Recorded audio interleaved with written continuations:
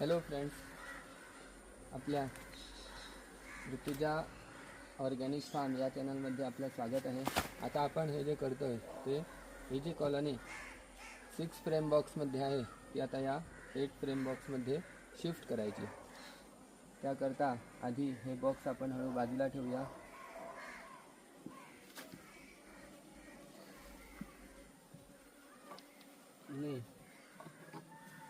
हे जे बॉक्स आहे ते आधी जागेवर ठेवूया।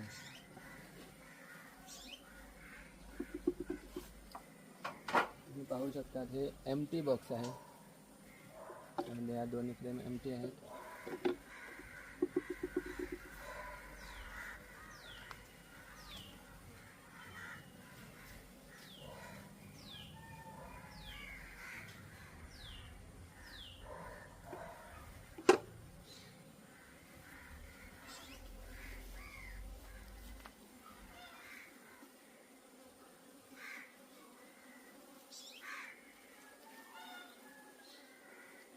तुम्ही पाहू शकता यामध्ये या लाईव्ह बीज आहेत।